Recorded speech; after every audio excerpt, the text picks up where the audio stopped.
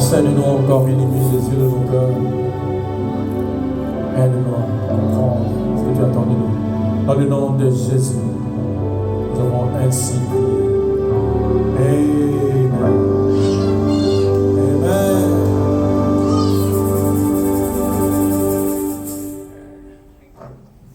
Amen. Amen, amen, amen. To God be the glory. Amen. Que Dieu soit béni. Qu'il soit béni. Merci pour cette opportunité qui nous accorde encore dans sa présence. Et nous savons que dans sa présence, il y a l'abondance de joie. Amen, amen, amen. Alors nous sommes très heureux d'être ici. Nous rendons grâce au Seigneur pour ce privilège de nous retrouver en ces lieux. Nous savons que c'est pour un objectif, pour nous faire du bien, qui nous appelle, qui nous convoque dans sa présence. C'est nous qui bénéficions quand nous venons dans sa présence. Amen, amen, amen. Nous sommes dans le livre de Ésaïe, chapitre 58. Ésaïe, chapitre 58, à partir du verset 1 jusqu'au verset 14. Ésaïe 58. Pratiquement, nous allons lire les chapitres entiers. Ésaïe 58, verset 1 à 14. Et puis nous lirons aussi Matthieu 6, 16 à 17. Commençons avec Ésaïe 58, 1 à 14. On est ensemble? Ok, je veux dire. Crie à plein gosier, ne te retiens pas. Élève ta voix comme une trompette.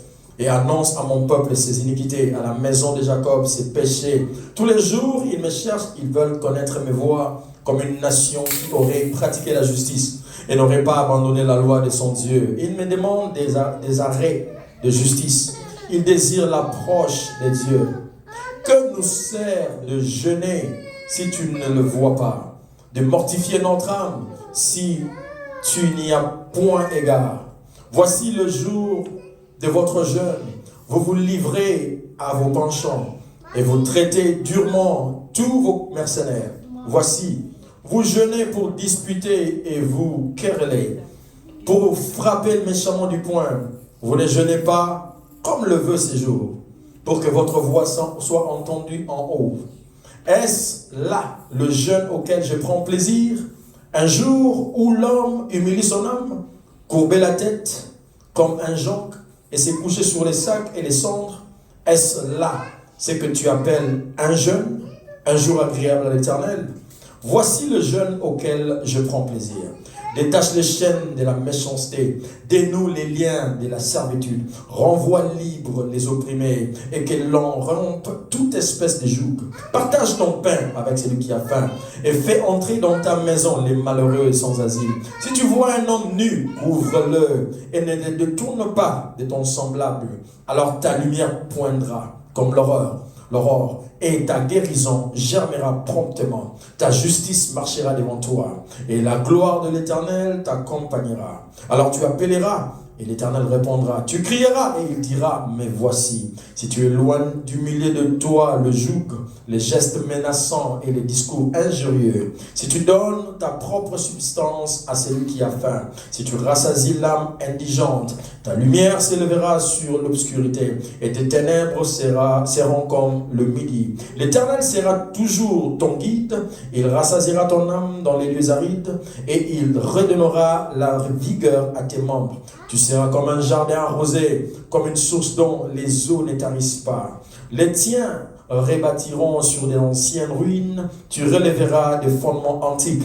On t'appellera réparateur des brèches, c'est lui qui restaure les chemins, qui rend le pays habitable. Si tu retiens ton pied pendant le sabbat, pour ne pas faire ta volonté en mon saint jour, si tu fais du sabbat tes délices pour sanctifier le Seigneur en le glorifiant, et si tu l'honores en ne suivant point tes voies, en ne te livrant pas à tes penchants et à des vains discours, alors tu mettras ton plaisir en l'Éternel, et je te ferai monter sur les hauteurs du pays, je te ferai jouir de l'héritage de Jacob, ton père, car la bouche de l'Éternel a parlé. Amen. C'est un chapitre un peu long, mais c'est juste 14 versets. Et nous allons aussi lire Matthieu chapitre 6, versets 16 à 17.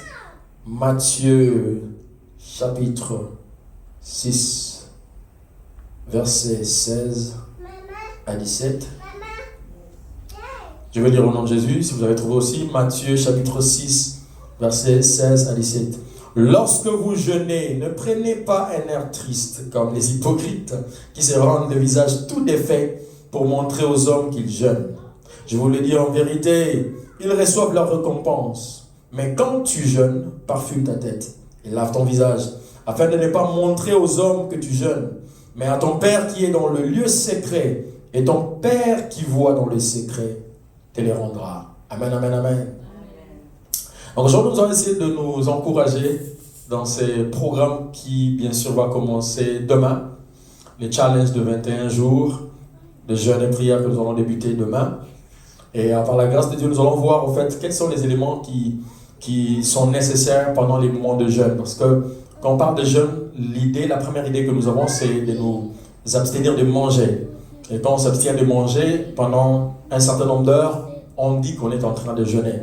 Et on dit qu'on jeûne. Vous voyez, c'est toujours important de savoir comment faire les choses et le faire bien pour ne pas, n'est-ce pas, comme les Israélites ici, se poser des questions.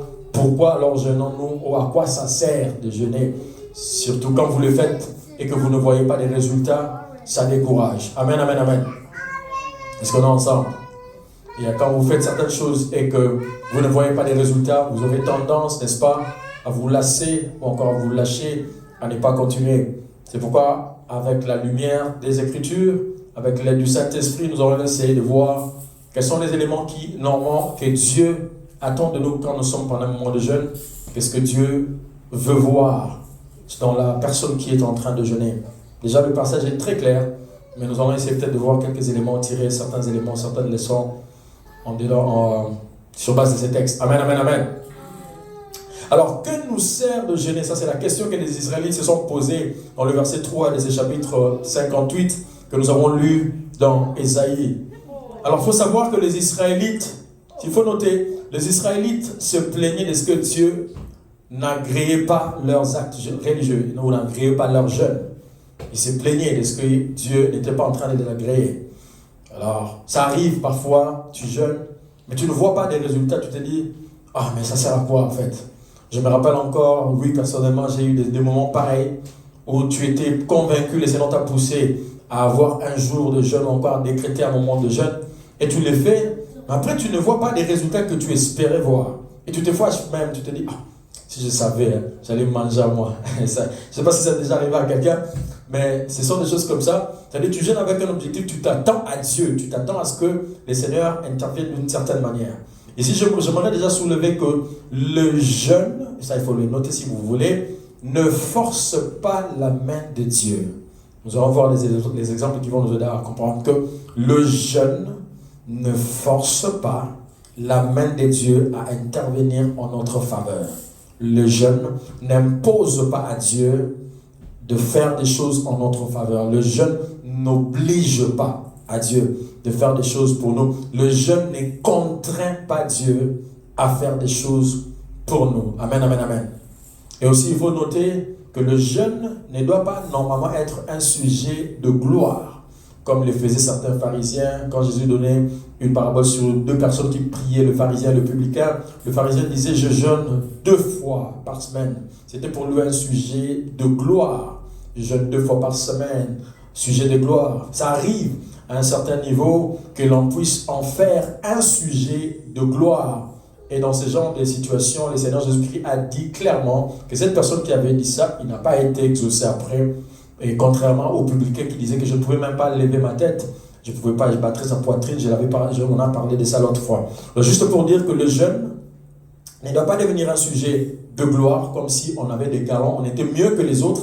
Moi je jeûne plus que tout le monde, blablabla. Ce sont des choses qui tentent d'arriver parfois dans la vie de certains enfants de Dieu. Amen, amen, amen. Donc les Israélites ici, quand ils faisaient ça, ils jeûnaient, à leur manière, ils voyaient que Dieu ne réagissait pas, ils commençaient à se poser des questions. Que nous sert de jeûner? Et alors leur jeûne était hypocrite.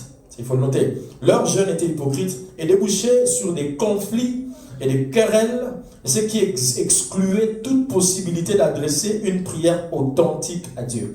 Leur jeûne était hypocrite. C'était un jeûne que Dieu n'approuvait pas. Un jeûne que Dieu n'approuvait pas. Vous savez, déjà le jeûne, ce n'est pas quelque chose qui fait plaisir à plusieurs personnes. Je me rappelle, il y a un pasteur de mon église qui disait là, qu'il a dit une fois que s'il y a une chose qui souhaiterait qu'on enlève dans la vie chrétienne, c'est les jeûnes.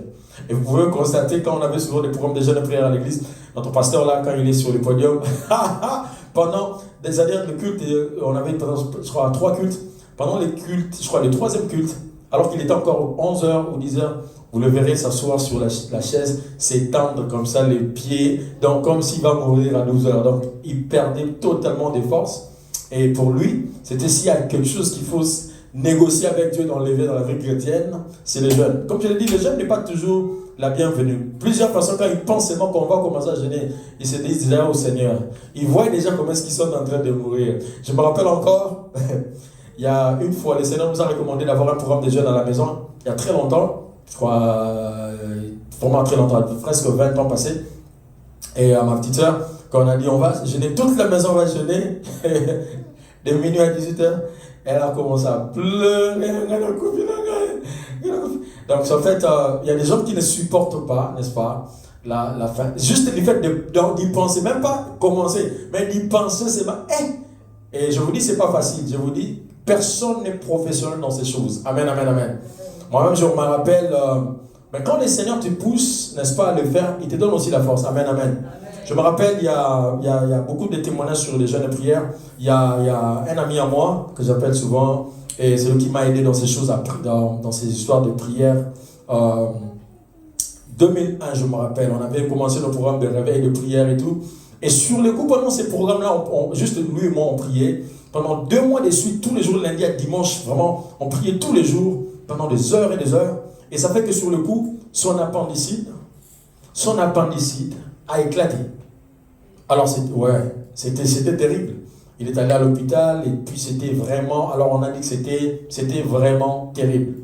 Terrible, alors c'était presque tous les risques du monde. Et le Seigneur a fait grâce. On a fait ce qu'ils ont fait. Ils ont fait l'opération et il a survécu. Et il ne pouvait plus revenir prier avec moi comme avant. Donc, c'était pratiquement... Son corps était devenu tellement affaibli. Il ne pouvait même pas marcher comme tel pendant vraiment beaucoup de temps. Et ça fait que ça coïncidait pendant les 21 jours. Pendant ces moments-là, on avait 21 jours à l'église.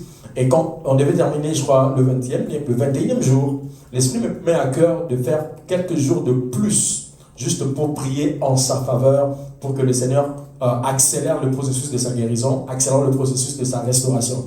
Et je me suis rendu compte que j'ai fait plus de 21 jours de jeûne. C'était ma première fois d'aller au-delà, juste par recommandation, et en priant pendant ces jours-là, et il était rétabli, alors dans une vitesse très surnaturelle. Amen, amen, amen.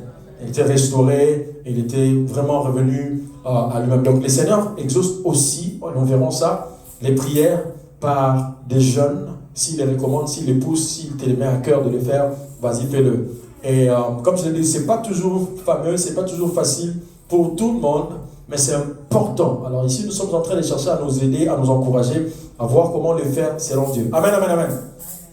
Alors, comme je l'ai dit, leur jeûne était hypocrite et débouché sur des conflits et des querelles, ce qui excluait toute possibilité d'adresser une prière authentique à Dieu. Alors, en réalité, le jeûne représente plus qu'un rite purement extérieur. Le jeûne n'est pas seulement le fait de se priver de la nourriture. Ça représente plus qu'un rite extérieur ou purement extérieur.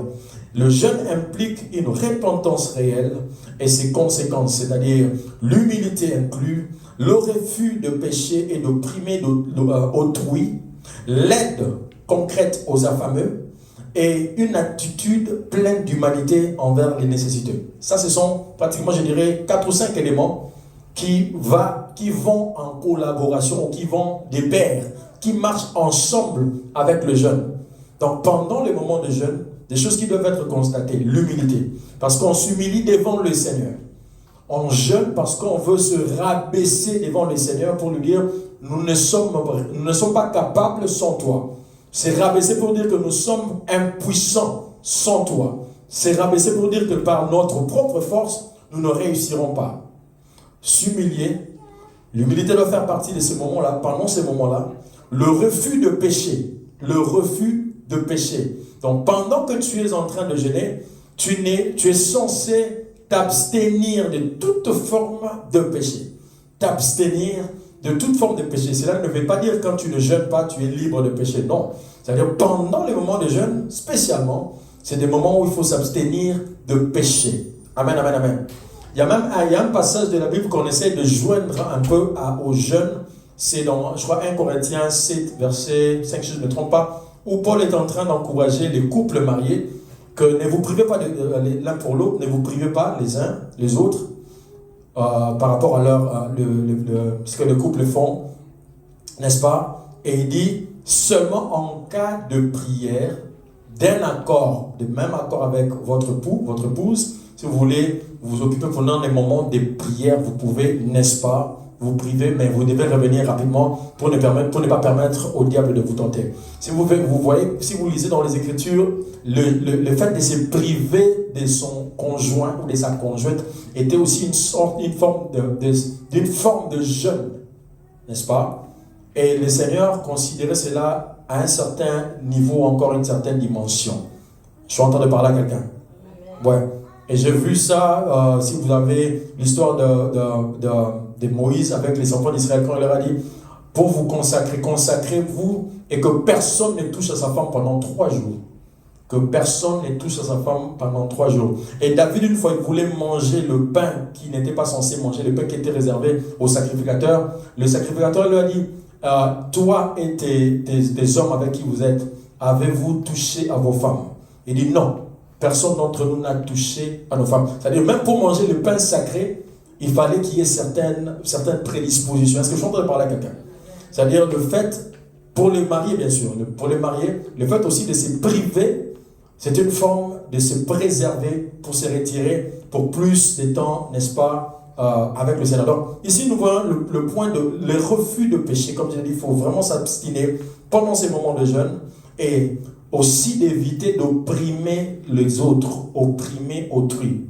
Les gens qui ont souvent des rancunes avec les autres, ce sont des moments qu'il faut aller chercher de paix, de faire de paix avec les gens. Je sais que c'est difficile, chacun de nous a ses raisons, pour plusieurs raisons.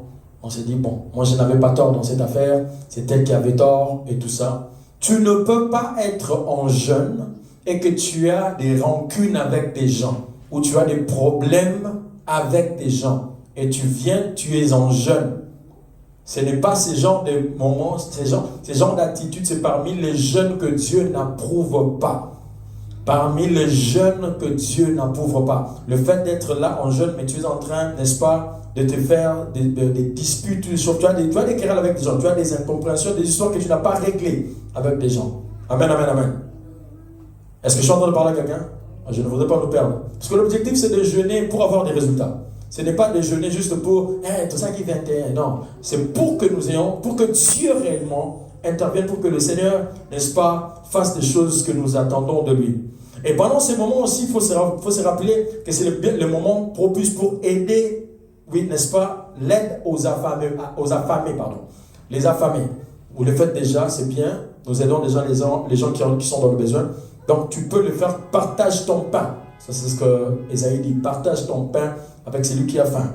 Pendant le jeûne, pendant la période de jeûne, c'est pendant les moments où il faut penser à ceux qui sont dans le besoin.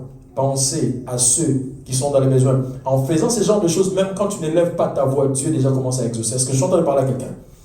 Et une attitude pleine d'humanité envers les nécessiteux. C'est pratiquement les aides vers les autres. Une attitude pleine d'humanité envers les nécessiteux. Souvent, quand tu es affamé, je ne sais pas si ça vous arrive, moi ça m'arrive, tu deviens colérique. Kanda. Je ne sais pas si ça vous arrive. Au lieu de, n'est-ce pas, d'avoir ces moments-là, pendant ces moments d'être beaucoup plus joyeux ou quoi que ce soit, mais la faim te pousse à être parfois colérique, très sensible à tout. Tu peux réagir d'une certaine manière. C'est aussi des choses à éviter. On devrait plutôt faire preuve de beaucoup plus d'humanité envers les autres et n'est-ce pas spécialement envers les nécessiteux. Amen, amen, amen. Ici, nous sommes en train de parler. Notre thème d'aujourd'hui, c'est le jeûne que Dieu approuve, ou encore le jeûne qui plaît à Dieu. Le jeûne, les jeûnes que Dieu approuve, ou encore le jeûne qui plaît à Dieu. Alors, Matthieu 6, 16 à 17, comme nous avons lu, lorsque vous jeûnez, comme Jésus avait dit, lorsque vous jeûnez, cette phrase indique que le jeûne est censé faire partie de la vie spirituelle. Ce n'est pas optionnel. Le Seigneur Jésus-Christ, quand les disciples de Jean-Baptiste se sont venus vers lui, ils lui ont dit, nous jeûnons et les pharisiens aussi jeûnent. Mais comment ça se fait-il que tes disciples ne jeûnent pas? Jésus a dit, mais est-ce que vous allez mettre dans l'affliction ou encore affliger les amis de l'époux alors que l'époux est avec eux? Quand l'époux leur sera enlevé, c'est alors qu'ils jeûneront. Et pour dire que le jeûne, ce n'était pas optionnel. Le jeûne, ce n'était pas quelque chose qu'on pouvait ou on ne pouvait pas faire, mais le jeûne, on le fera. Donc il dit, quand l'époux leur sera enlevé, c'est alors qu'ils jeûneront. Est-ce que j'entends parler à quelqu'un? Donc le jeûne, ça fait vraiment partie de l'expérience spirituelle. Je sais, comme je l'ai dit au départ, il y a des gens qui souhaiteraient qu'il n'y ait pas de jeûne dans les histoires de Maman Zambo. Ah, Zambo, il faut qu'elle jeûne. Oui, je vous dis, c'est très nécessaire. Mais aussi, je voudrais soulever un point sur les modules, encore les heures de fréquence de jeûne. En Israël, quand on parlait de jeûne, le jeûne commençait pratiquement au coucher du soleil du jour précédent jusqu'au coucher du soleil du jour d'après. Le coucher du soleil du jour précédent, on prend par exemple aujourd'hui, si le soleil se couche à 20h, donc tu commences à 20h, jusqu'à ce que le soleil va se coucher le lendemain à 20h. Est-ce que quelqu'un est avec moi? Yes. Est-ce que quelqu'un est avec moi? Donc c'est-à-dire, les musulmans le font d'ailleurs. Moi je travaille là au boulot, pendant les ramadans, leur jeûne change des heures. C'est-à-dire, ils commencent au début, c'est vers, je crois, le mois de mai, ou encore avril, si je ne me trompe pas. Le soleil, pendant ces moments, se couche peut-être vers 18h ou 19h. Et plus nous avançons, toujours dans leurs 40 jours, il y a un moment où le soleil commence à se coucher à 21h. Et ils ouvrent leur jeûne jusqu'à 21h. Et je les vois. Moi, j'étais là, j'avais des associés qui, certains jours, pendant peut-être leur première semaine ou deuxième semaine, ils vont au lunch, peut-être à 19h ou encore à 18h30. Mais après quelques semaines, vous les voyez à lunch à 21h. Parce que c'est à ce moment-là que le soleil se couche. Je vous dis, ce n'est pas facile, mais c'est possible. Amen, amen, amen. Je ne dis pas que c'est ce genre de jeûne que nous allons faire. Nous avons décrété le jeûne de minuit jusqu'à 18h. Ok? De minuit jusqu'à 18h. Et nous nous efforcerons de ne pas boire, n'est-ce pas, et de ne pas manger, pas de liquide. Mais si, comme je l'avais dit, vous avez des recommandations spéciales de médecins, vous avez des médicaments à prendre, n'est-ce pas, vous devez veiller à prendre de l'eau et des histoires comme ça. Mais notre souhait, c'est que nous puissions le faire vraiment comme ça, manger après 18h et boire, voire même après 18h. Alors le jeûne est aussi le fait de s'affliger, ou encore le fait de s'affliger, c'est-à-dire reconnaître vraiment qu'on est dans un moment d'affliction où on a vraiment, alors on est dans les besoins de Dieu, comme on a cité ici dans Matthieu 9, 14, 15, Jésus dit, est-ce que vous allez vraiment affliger les amis de l'époux pendant que l'époux est avec eux? N'est-ce pas? Le jeûne était considéré aussi un moment d'affliction. Et si vous voulez encore noter, le jeûne doit être associé à la prière. Le jeûne doit nécessairement être associé à la prière. Le jeûne, ce n'est pas le fait de ne pas manger. On attend 17h59. On est déjà là devant le macro 17h59. 18h juste, on mange. Ce n'est pas ça. L'objectif, ce n'est pas de se priver de la nourriture pour manger à 18h. Le jeûne doit être accompagné de la prière. C'est-à-dire, tu organises dans ta journée des heures où tu vas prier. Tu vas réellement prier pendant les jours de jeûne. Tu organises ta journée, tu te dis, je prierai à telle heure, je prierai à telle heure et à telle heure. Tu peux avoir peut-être 3 programmes de prière par jour ou 4, à part peut-être le programme qu'on fait ensemble. Mais tu te décrètes des moments de prière personnelle. Sans quoi, ton jeûne ne sera que grève de faim. C'est-à-dire que tu n'es qu'en train de faire le diet. Tu es en train juste de lose weight. Tu es en train juste de chercher à perdre du poids. Est-ce que j'entends parler à quelqu'un? Nous sommes en train de parler sur le jeûne que Dieu approuve. Le jeûne, n'est-ce pas, que Dieu approuve. Alors un autre élément sur le jeûne, c'est que le jeûne nous aide aussi à mieux entendre le Saint-Esprit et à mieux percevoir et comprendre ses instructions de manière claire. Pendant les moments de jeûne, notre esprit est beaucoup plus sensible. Et ça, c'est vrai. Plusieurs d'entre vous, certainement, expérimentent ça. Les jours où c'est-à-dire tu te prives et tu es en jeûne, notre esprit, le niveau de sensibilité spirituelle s'augmente. Parce que tu es plus concentré sur Dieu et tout ce qui est les choses spirituelles, tout ce qui sont les choses spirituelles, qu'à tout ce qui est charnel. Pendant le jeûne, notre sensibilité spirituelle s'augmente. Et c'est ce qui fera que ceux qui jeûnent souvent, ils sont souvent sensibles à l'esprit. Ceux qui jeûnent souvent, ils sont très souvent sensibles à l'esprit. Très souvent sensibles à l'esprit. Alors, très souvent, j'insiste, sensible à l'esprit. Parce que quand on jeûne, notre chair perd plus de force. La chair, ici, je ne suis pas en train de parler de notre corps physique. Je parle de notre volonté, notre émotion, nos émotions et tout ce qui nous pousse à faire des choses qui ne plaisent pas à Dieu. Ça perd de force. C'est maintenant notre esprit qui prend plus de place, qui prend plus d'espace, qui prend plus de force. Le Saint-Esprit, un élément important. Le jeûne n'augmente pas la puissance du Saint-Esprit, mais le jeûne nous permet de donner plus d'espace au Saint-Esprit, ce qui fait que sa puissance a comme l'impression de s'augmenter en nous. Est-ce que je suis en train de parler à quelqu'un? C'est-à-dire, plus nous faisons fléchir notre chair pendant le jeûne, plus nous donnons d'espace au Saint-Esprit. Ce qui fait qu'on a l'impression que la puissance du Saint-Esprit en nous est augmentée. Non, la puissance est la même quantité, mais c'est nous qui avons donné plus d'espace. Et on peut faire comprendre à quelqu'un. C'est comme quelqu'un qui avait un petit gobelet. Quelqu'un qui a donné un petit gobelet, on met de l'eau. Et l'autre qui a amené tout un bassin. Quand tu ne jeûnes pas, ou quand ta chair prend plus de place, n'est-ce pas? Ou quand tu vis et que ta chair domine plus, c'est comme si tu présentais à Dieu un petit gobelet pour déposer sa puissance. Mais quand tu jeûnes, c'est comme si tu amènes tout un bassin, encore toute une piscine. Seigneur, j'ai beaucoup d'espace pour toi maintenant. Est-ce que je suis en train de parler à quelqu'un?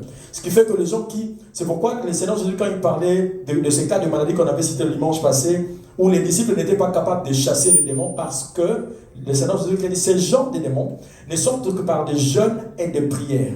Les disciples ont chassé des démons avant cette histoire-là. Ils ont eu des démons qu'ils ont chassés. D'ailleurs, une fois, le Seigneur leur a envoyé 2 par 2, 70 disciples, 2 par 2. Ils sont allés, ils ont chassé tellement de démons, ils sont revenus.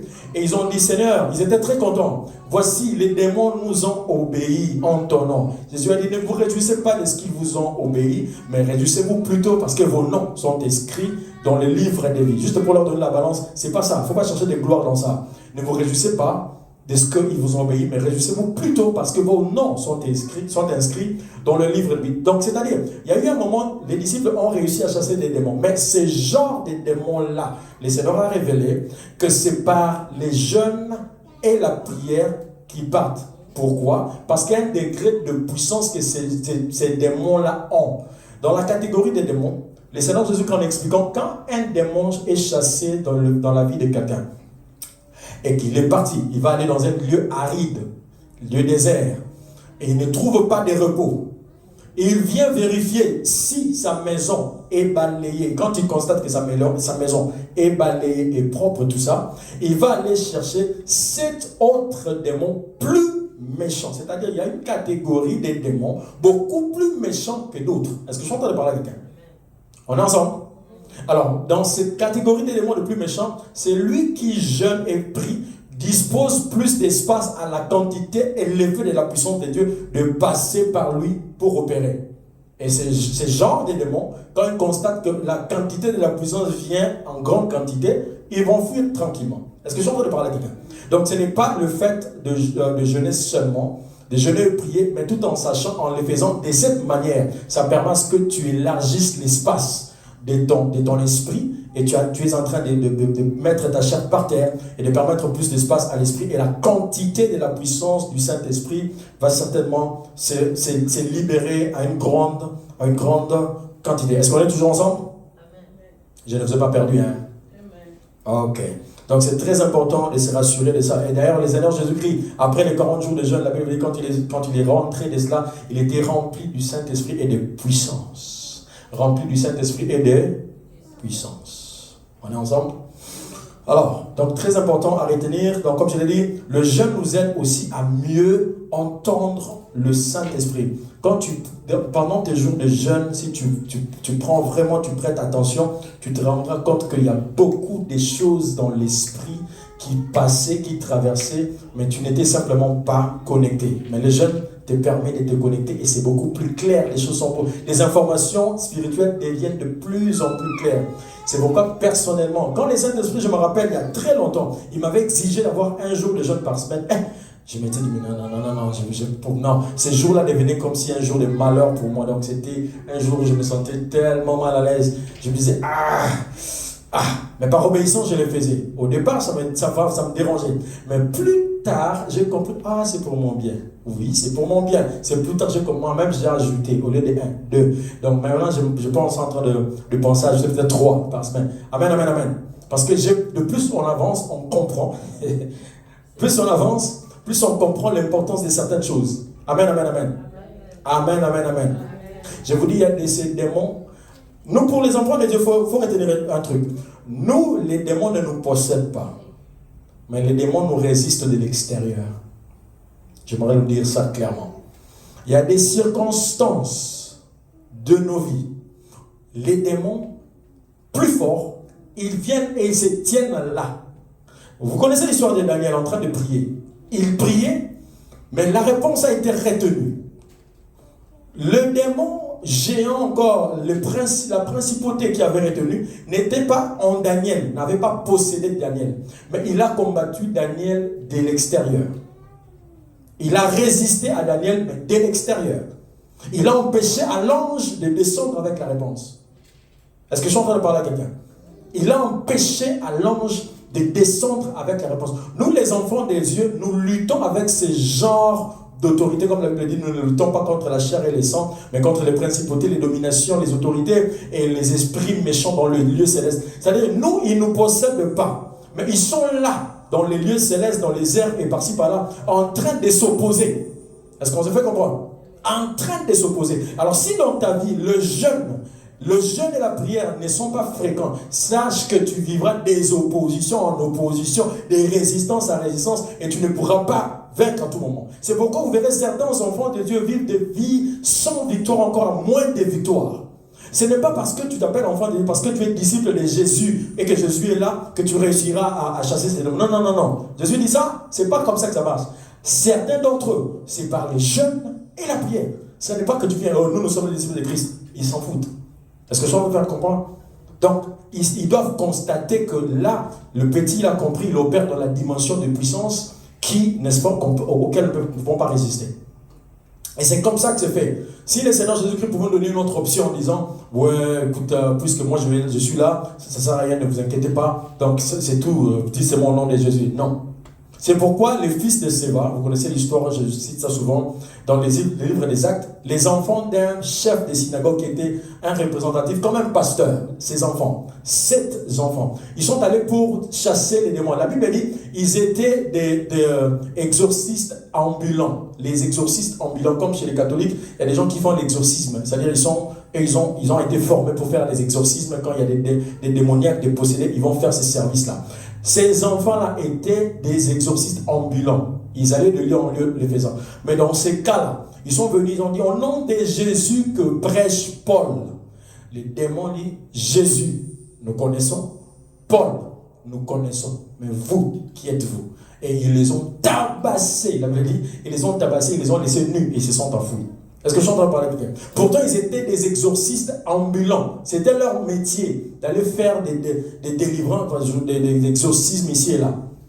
Mais cette catégorie des démons, on va écouter dans cette fois-là, c'était pas n'importe qui. Est-ce que je suis en train de parler avec quelqu'un? C'était pas n'importe qui.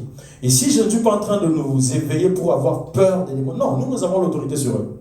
Seulement notre degré d'autorité doit s'exercer avec des principes. Le Seigneur Jésus-Christ nous révèle des principes, qu'est-ce qu'il faut faire dans tel cas ou dans tel cas. Donc un enfant de Dieu doit prendre conscience de l'importance du jeûne et de la prière. Sinon, tu vas vivre une vie et tu subiras beaucoup de résistances. Des choses vont te résister pendant des jours, des années. Tu penses que c'est la volonté. Ce n'est pas la volonté de Dieu.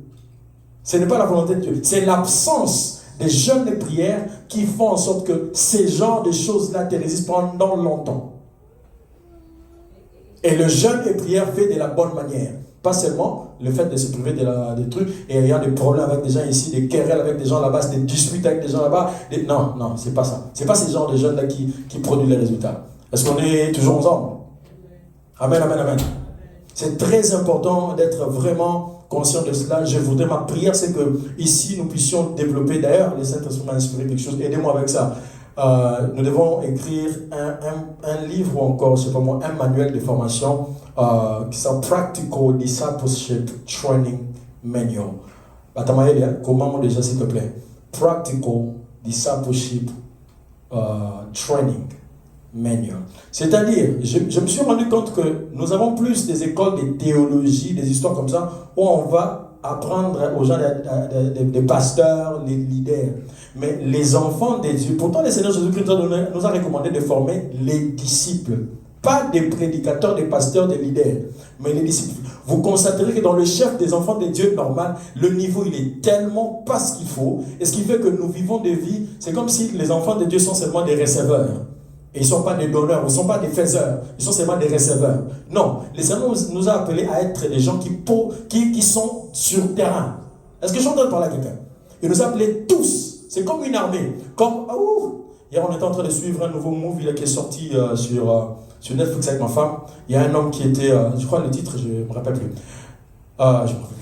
Le gars, il était commando, un ancien combattant. Un ancien combattant.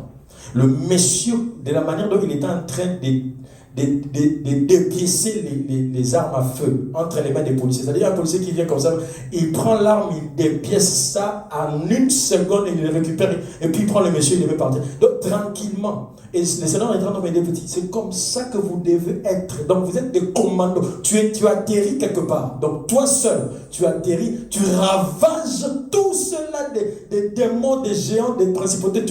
Tu n'as pas besoin d'appeler Philippe. C'était quelqu'un qui distribuait la nourriture aux veuves à l'église. Son travail, c'était la distribution des nourritures aux veuves. La Bible dit qu'il est allé à Samarie. Il a prêché, il y a eu des miracles, des choses qui se produisaient, au point qu'on s'est posé des questions. Waouh! Et tout ce qu'il a fait après ça, il a fait appel à Pierre et à Jean pour faire un service supérieur. Et quand Pierre et Jean sont venus, waouh! Ils étaient dans le waouh. Un monsieur dans l'église qui a pour responsabilité seulement la distribution des nourritures. Est-ce que je suis en train de parler à quelqu'un? Le sens de disciple-là que le Seigneur Jésus-Christ avait, qu'il était en train d'essayer d'imposer, ce n'est pas ce que nous faisons aujourd'hui. Aujourd'hui, nous voulons que les gens soient là, mais qu'ils soient des membres recevants, membres. Non. Est-ce que je suis en train de parler avec quelqu'un? Tu dois être en mesure d'aller dans un hôpital, tu pries pour des malades et les malades sont guéris. Amen, amen. Là, il dit, voici les miracles qui accompagneront ceux qui seront des prédicateurs. Alors, ou voici les miracles qui accompagneront ceux qui seront des pasteurs. Voici les miracles qui accompagneront tous ceux qui auront cru en mon nom. Point. Ils imposeront les mains aux malades et les malades seront guéris. Des choses qui sont la part de nous tous. Mais alors, puisqu'on ne nous amène pas sur ces terrains-là, c'est comme si c'est juste une portion pour un groupe de personnes. Non. Les disciples doivent être en mesure d'être des gens où les diables et sa cohorte, ils savent que là, il ne faut même pas oser. C'est quelqu'un qui est bien formé. Il ne faut pas oser là-bas. Il ne faut pas oser là-bas. La personne est très bien commando, même par lui-même. Il tombe dans un terrain. Les diables et tout. Il dit ici, il faut partir. Parce que ce monsieur ici, il faut partir. Il faut qu'on arrive à ça. Amen, amen, amen. Il faut qu'on arrive à ça. Si nous avons décidé de suivre le Seigneur Jésus, je sais que parce qu'on l'avait présenté d'une certaine manière, mais sache que nous sommes enrôlés dans l'armée. Et que tu le veuilles ou pas, nous sommes en guerre. Le diable est là en train de nous poursuivre jour et nuit, en train de nous faire des guerres. Alors si tu penses que toi tu vas dormir et que les autres vont prier pour toi, je pensais même que la présence de Jésus serait un moment de repos pour les disciples de ne plus prier. Jésus est là, n'est-ce pas? Parce qu'on n'a plus besoin de lui, les grands prêtres, il prie pour nous. Prie pour moi, hein? Prie pour moi s'il te plaît, prie pour moi. Les prie pour moi, là, Jésus, non, vous allez prier avec moi. Est-ce que je me fais comprendre? Vous allez prier avec moi. Ce n'était pas que moi je viens pour faire des choses à votre place et que vous vous dormiez. Non, je suis venu pour que vous arriviez à faire des choses comme moi. Est-ce qu'on est ensemble? C'est ça l'objectif de suivre le Seigneur Jésus. C'est d'arriver à faire des choses comme lui. Et c'est à cela que nous sommes appelés. Est-ce qu'on est toujours ensemble? Alors je voudrais ici nous dire, comme j'avais cité l'un des points, que le jeûne ne force pas la main de Dieu. Le jeûne ne force pas la main de Dieu. Nous connaissons cette histoire de David dans 2 Samuel 12, 16 à 18. 2 Samuel 12, 16 à 18. Je vais le lire rapidement, vous connaissez l'histoire. David pria Dieu pour l'enfant et jeûna. Et quand il rentra, il passa la nuit couché par terre. Les anciens de sa maison insistèrent auprès de lui pour le faire lever de terre. Mais il ne voulut point. Et il ne mangea rien avec eux. Le 7e jour, c'est-à-dire il a jeûné pendant 7 jours. Le 7e jour, l'enfant mourut. Le 7e jour, l'enfant mourut. Ici, on voit que le jeûne et la prière, dormir par terre, tout ça, ça ne force pas la main de Dieu. Spécialement quand il a déjà donné un décret. Dans l'histoire de David, vous connaissez, Dieu avait déjà donné un décret, cet enfant doit mourir. Et cet enfant qui naîtra de cette femme mourra. Donc ici, rappelons-nous très bien que le jeûne ne force pas la main de Dieu. C'est là que plusieurs sont déçus. Quand ils viennent, ils jeûnent, ils se disent que puisque j'ai jeûné, donc c'est que, non. Puisque j'avais jeûné pour ça, j'ai vraiment jeûné pour ça. Il reste souverain. C'est un Dieu amour. Il reste souverain. Surtout quand il a déjà libéré un décret dans une situation. Mais, toujours il faut savoir, Dieu dans sa souveraineté, dans son amour, il est aussi capable, je dirais, pas d'être influencé, mais de revenir à lui-même dans sa décision. Ça, nous allons prendre ça. Nous allons nous arrêter là pratiquement. Dieu peut être aussi influencé d'une bonne manière, bien sûr, par le jeûne et la prière. Nous prenons le cas de Jonas, chapitre 3, versets 4 à 10. Jonas, chapitre 3, versets 4 à 10. Je vais le lire au nom de Jésus. Jonas fit d'abord dans la ville une journée de marche. Il criait et disait encore 40 jours et Ninive est détruite. Encore 40 jours et Ninive est détruite. Ça, c'est le décret de Dieu. C'était un peu comme l'histoire de Sodome et Gomorrhe. Dieu avait décrété. Il a dit que je m'en vais pour détruire Sodome et Gomorrhe. Et Ninive, on leur avait donné 40 jours seulement. Donc, il ne reste que 40 jours. Et Ninive est détruite. Nous sommes en Jonas, chapitre 3, versets 4 à 10. Jonas 3, 4 à 10. Et le verset 5 dit, les gens de Ninive crurent à Dieu. Ils publièrent un jeûne et se revêtirent de sacs depuis le plus grand jusqu'au plus petit. La chose parvint au roi de Ninive. Il s'éleva de son trône, ôta son manteau, se couvrit d'un sac et s'assit sur la cendre. Le verset dit, il fit faire dans Ninive cette publication par ordre du roi. Et c'est grand que les hommes, écoutez, les hommes et les bêtes et les bœufs et les brebis ne goûtent de rien, ne pèsent point et ne boivent point d'eau. Que les hommes et les bêtes soient couverts de sacs, qu'ils crient à Dieu avec force et qu'ils reviennent tous de leur mauvaise voie et des actes de violence dont leurs mains sont coupables. Verset 9. Qui sait si Dieu ne reviendra pas et ne se repentira pas et il ne renoncera pas à son ardente colère, en sorte que nous ne périssions point. Le verset 10, j'aime la conclusion. Dieu vit qu'ils agissaient ainsi et qu'ils revenaient de leur mauvaise voie. Alors Dieu s'est repenti du mal qu'il avait résolu de leur faire et il ne les fit plus. Pas. Amen, amen. C'est-à-dire, on a vu ici un cas où, à cause du jeûne et de cris de prière, le Seigneur Dieu Tout-Puissant, qui avait décrété de détruire une ville, mais il a changé d'avis et il ne le détruit plus. Donc, c'est possible. Si l'homme selon le cœur de Dieu n'a pas eu cette opportunité, l'homme selon le cœur de Dieu, Dieu l'a dit, petit Yagayo, quand c'est mon cœur, Yaka, Rosa, Bouzoba. Mais ici, nous avons vu Dieu. Ninive, ce n'était même pas une ville d'Israël. Pour votre information, Ninive est une ville d'Assyrie. Un autre pays, ce n'était même pas Israël. Mais Dieu a eu compassion de Ninive. Mais il ne fera pas le fils de David. Donc pour dire que notre Dieu compatissant peut étendre sa compassion sur toi, sur moi, quand nous jeûnons et nous prions pour des sujets, même des choses qu'il avait déjà juré qu'il ne va vraiment pas les faire, des choses qu'il avait dit qu'il va vraiment là, toi, à cause de ceci, à cause de cela, à cause du péché, même à cause du péché, même si ton péché est rouge comme la chromasie, comme la cramoisie, il est toujours capable de nous pardonner et, n'est-ce pas, de nous purifier de toute iniquité. Est-ce qu'il y a quelqu'un qui croit encore en Dieu? Donc je voudrais nous encourager dans ce programme de jeûne de revoir notre façon de faire, parce que nous voulons être exaucés. Ici, le point important de Ninive, c'est que Ninive ne sait pas seulement jeûner, mais aussi il sait décider de se détourner de ses mauvaises voies. Il faut se détourner des choses que Dieu t'interdit, des choses que Dieu te dit d'arrêter, de se détourner. C'est alors que tu attireras vers toi, n'est-ce pas, la faveur de Dieu encore sur toi, l'intervention du Seigneur. Et si tu veux prier avec moi, si tu veux bien sûr incliner ta tête,